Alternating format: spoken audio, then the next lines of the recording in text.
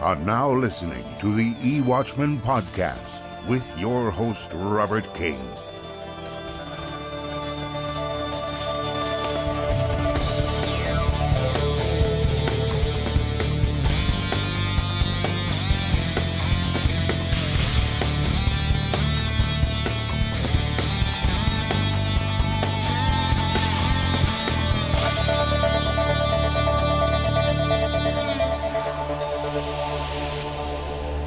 Well, greetings, everyone.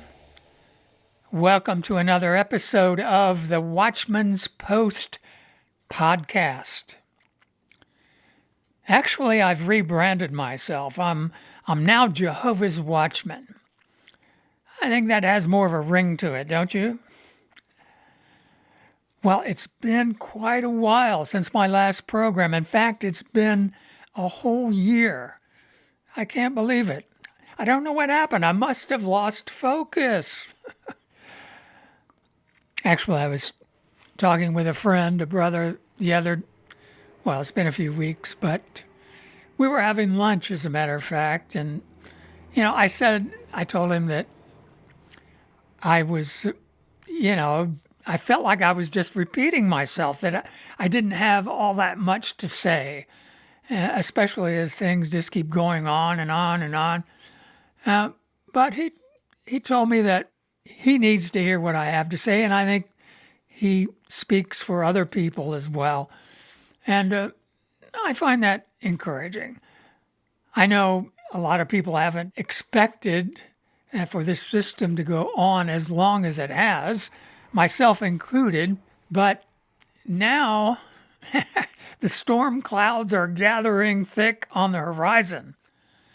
And ironically, Jehovah's Witnesses, who've been preaching about Armageddon since Jehovah's Witnesses have been on the scene, and before them, the Bible students. The Watchtower has always taught that we're in the last days and the end is near. And now, the end is drawing near. But for some reason, and I know the reason, Jehovah's Witnesses are unaware. So that's what I'm going to speak about on this episode. And with this episode, I am renewing my commitment to do regular podcasts, in fact, weekly podcasts, along with the weekly Sunday talk. So, but a lot of people can see that what is happening is, worrisome. There is so much going on, and it's all seems to be pivoting around the presidential election coming up in just a couple of months now. And already over the summer, former President Trump, has nearly lost his life in an assassination attempt. The deep state, so-called, this extension of the empire that is opposed to republics and nation-states remaining sovereign, they have pretty much said that they will not allow Donald Trump to become president again. And the reason for that is that he has promised to bring an end to the forever wars, particularly the war in Ukraine that is threatening to go nuclear. It seems that when the war started, the United States, which is really the de facto head of NATO, they refused to give Ukraine heavy weapons and tanks and missiles and certainly no airplanes. And so, but they did train the Ukrainian troops. In fact, there was a 10-year program.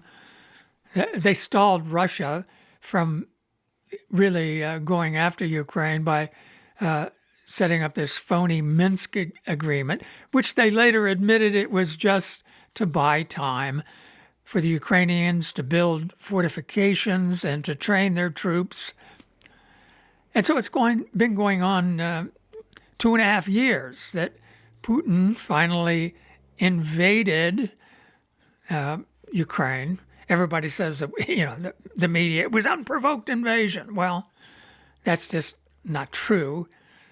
The Ukrainians, especially their Nazi Azov battalions, had murdered up to 14,000 of their fellow Ukrainians who happened to be ethnic Russians living in eastern Ukraine. And Putin began his limited military operation to protect those Russians living in the breakaway republics of Lugansk and the Donbass. But now we've seen this incremental escalation. What the President Biden had said, that he doesn't want to escalate, he's not going to give them Abrams tanks. Well, they've given them tanks. And now they've given them F-16 fighter jets. The first one just got shot down last week. But now the discussion is Zelensky's begging for longer range missiles and permission to strike deeper into Russia, to strike St. Petersburg and Moscow, the big population centers in Western Russia. And it appears that his request is going to be granted. After all, NATO has already invaded Russia. The Kursk invasion, it was totally sponsored by NATO, and a lot of mercenaries, soldiers were embedded with the Ukrainians. And so that's a pretty big deal, NATO invading Russia. German tanks have rolled into Russia, where they were during World War II, and the Russians have a long memory of that. So now NATO all have declared war on Russia, and Russia is responding. They're adjusting their military doctrine. Previously, they've said that they will not do a preemptory attack using nuclear weapons. They will only use nuclear weapons if they are attacked first, and if it poses an existential threat to the nation. Well, I don't think the Kursk invasion constitutes an existential threat, but certainly F-16s, which are nuclear capable, they do pose a threat. And longer range missiles fired from Ukraine may also carry nuclear weapons. So Russia is in the process right now of revising their nuclear policy to allow for a preemptive strike using nuclear weapons to take out NATO missiles. So, as Scott Ritter recently said, we are right on the edge. We are this close to nuclear war. Well, I mentioned at the offset, I've been watching these developments for years. This month, I've been online for 22 years. And I realized early on that the prophecies of Christ concerning the conclusion of the system of things and the unsealing of the seven seals of Revelation did not take place in 1914. And with that knowledge, I have always been looking to the future because I believe what Jesus said. I believe nations will rise against nations, kingdoms against kingdoms, that peace will be taken from the earth, that they will slaughter each other with a great sword, and that a quarter of mankind will perish by means of war and famine and pestilence. And I believe we're right there. When the first missiles are fired, the economic system, the financial system will collapse. It's only held together by great skill and manipulation, and nothing outside of what is expected is allowed, so to speak. In other words, everything has to be perfect for this debt-bloated financial system to stay together. And once they start shooting missiles, and it's not just going to be confined to Ukraine and Russia. Russia has already said the United States thinks that they will be immune. They sit across an ocean from all the wars that have taken place in Europe and everywhere else. There hasn't been a war on American soil since the Civil War. But that will change. There are nuclear-powered submarines. The United States has dozens of them, and so does Russia. And they can hardly be detected. And they carry many missiles with multiple nuclear warheads. One missile can destroy a huge city. And even if the crazies at the Pentagon think that they can take out of all of Russia's nuclear silos, ground-based, they can do nothing about the submarines. And they'll shoot their rocketry off, and that's going to be it. Well, Jehovah's Witnesses do not believe that will happen. In fact, the Watchtower says it cannot happen. JW.org, they posted a little banner article last week. Is World War inevitable? And I posted a response to that. And if you're interested, I'll post a link here below, if I remember. But their reasoning is that no, it's not inevitable. And in fact, they say the wars occurring today are not fulfilling what Jesus said, nation against nation and kingdom against kingdom. It's not the beginning, because it has already begun going back to 1914. So the wars that we see taking place now in the Middle East and Ukraine is a continuation of what began then. So essentially they're saying there can be no third world war, because that would just blow up their whole 1914. But my friends, that is exactly what is going to happen. You see, Jehovah has used the Watchtower. I'm totally convinced of that. Jehovah's Witnesses know the basic truths, and they're fulfilling the work of Christ. Jesus said that the good news of this kingdom will be preached in all the world, and then the end will come. Well, what's the end? Armageddon? No. No, Jehovah's Witnesses are not going to be preaching the good news during the Great Tribulation, and the Great Tribulation comes before Armageddon. So what is the end? Well, it's the time of the end, the conclusion. What is the conclusion? Jehovah's Witnesses believe that the conclusion has been ongoing for 110 years. Isn't something supposed to be in the process of concluding or will have concluded during the time of the end, during the conclusion? Doesn't that make sense? In Mark, he recorded Jesus as saying the good news has to be preached first. And the question is, first before what? And if you read the context, first before Christians are persecuted and brought before governors and kings and thrown from the synagogues and all of that. So there is a point when Christianity, as we know it, comes to an end. Christianity being defined by the work that Christ gave his disciples to do. Preaching and teaching and disciple making. And from what I read in the prophecies, and there are many, many that have a bearing upon it, that work will suddenly cease.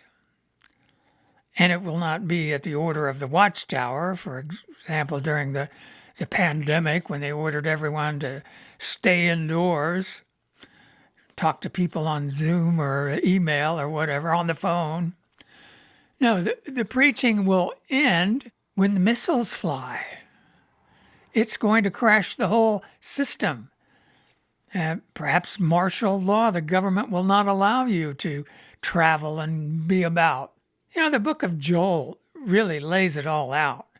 And I've written a number of pieces on it, and it's a chapter in the book.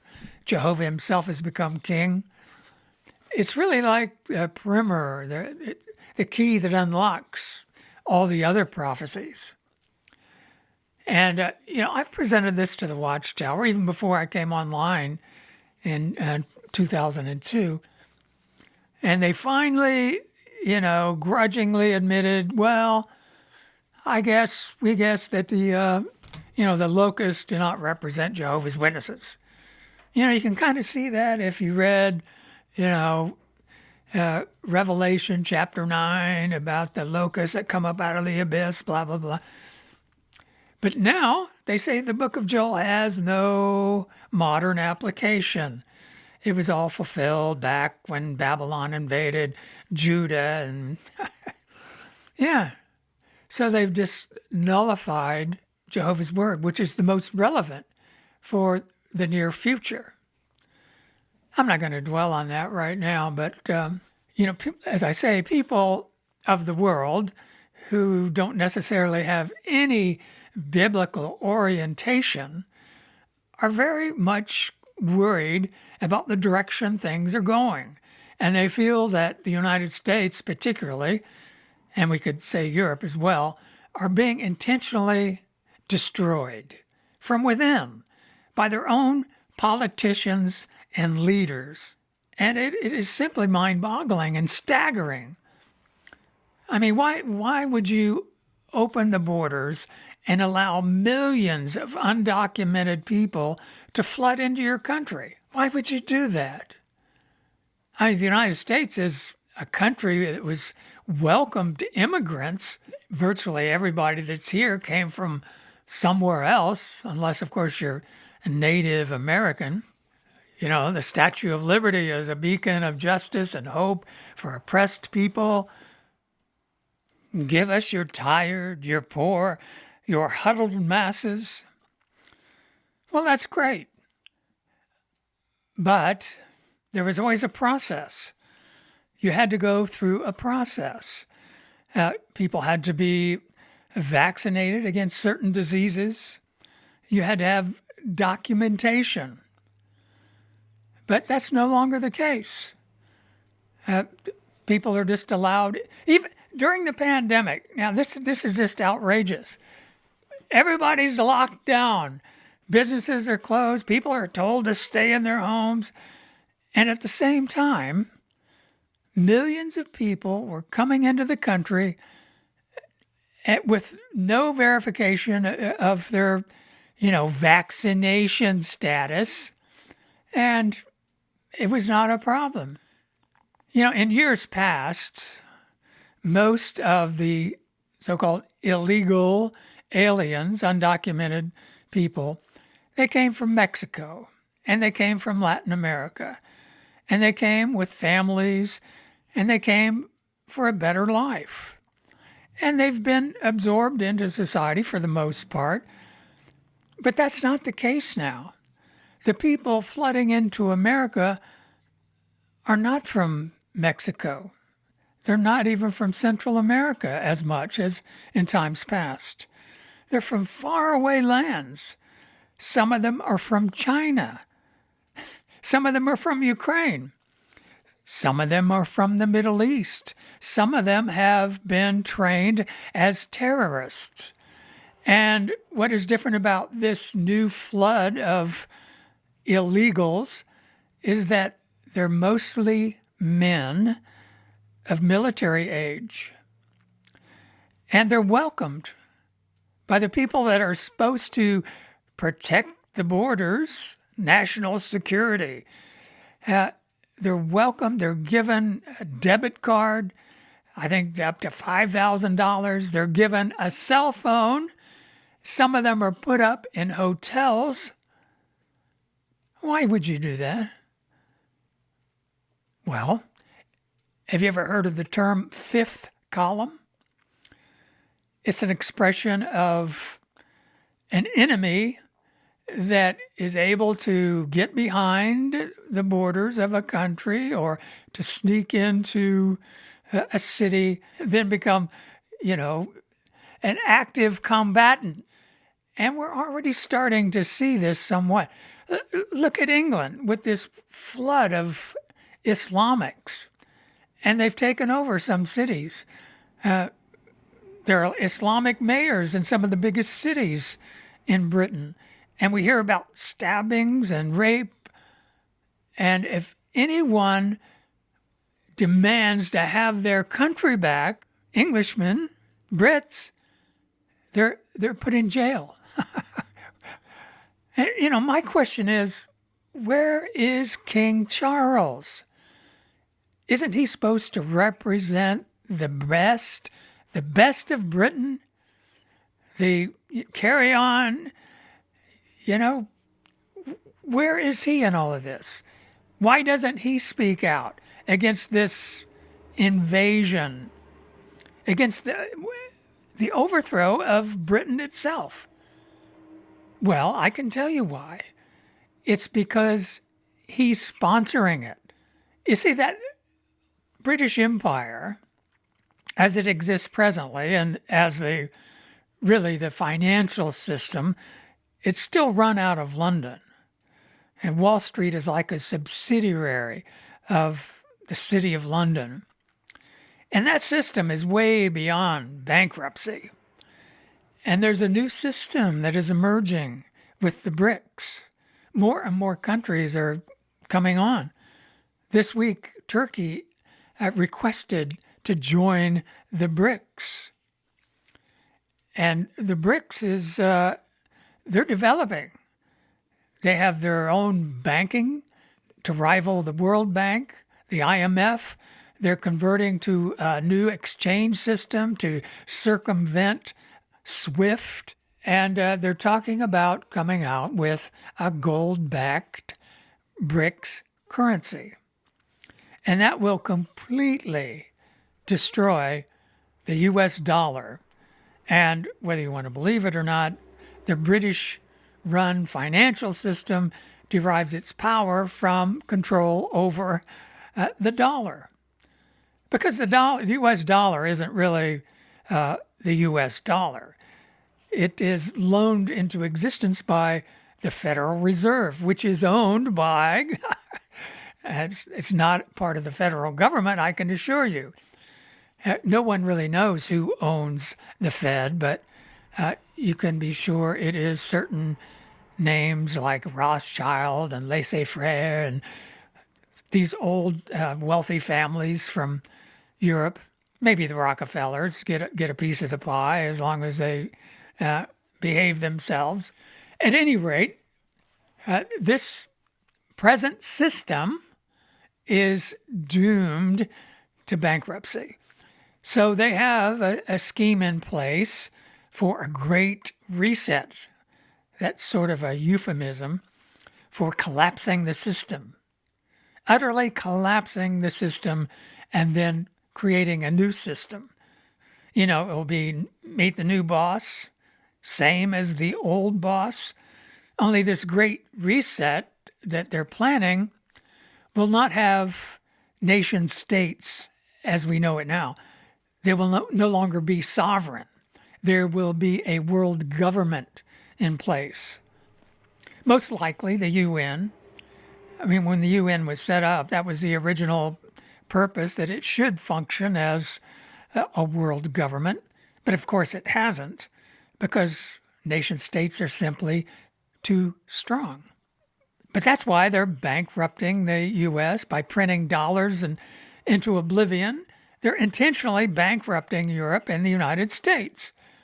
And that's why they're flooding over Europe and the United States with millions and millions of non-Europeans and non-Americans.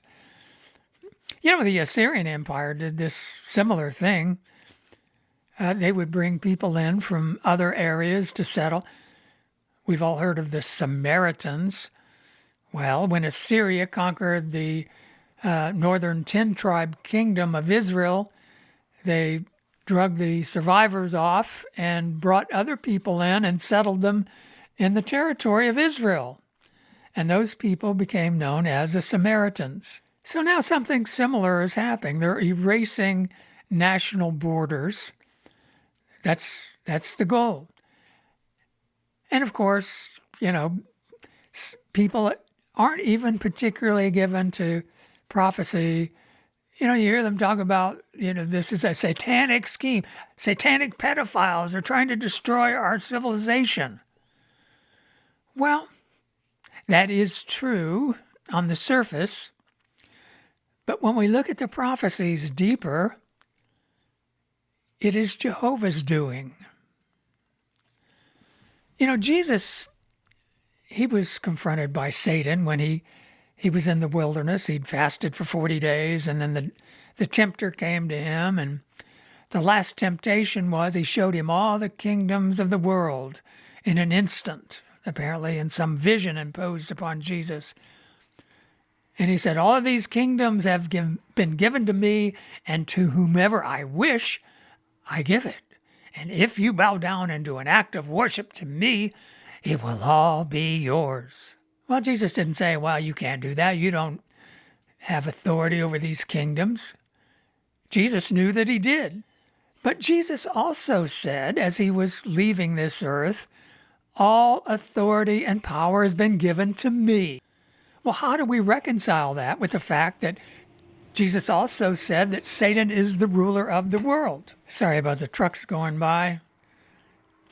Anyway, here's the point. Jesus has not abdicated his authority. And even though the kingdom has not begun ruling, Jesus still has the power, obviously, to intervene, to make sure that things go the way that is written in prophecy. I believe that Jesus has had a hand in shaping history. For example, the Dark Ages, the Catholic Church had such power, and the Bible was locked away in Latin. And if you dared to break ranks, and even scholars that tried to translate the Bible into the common languages, they were persecuted and killed. William Tyndale was killed. But I believe that Jesus allowed for the Renaissance and the nation states to be set up, and he guided the pilgrims to the United States, and they brought their King James with them, and they set up a country, and their offspring, a couple of generations later, founded a nation based upon freedom of religion, freedom of speech, freedom of the press, freedom of assembly. And that prepared the way for the work of Jehovah's Witnesses. And from the way I see it, that work has been accomplished. The Watchtower now publishes in over 1,000 languages. Incredible.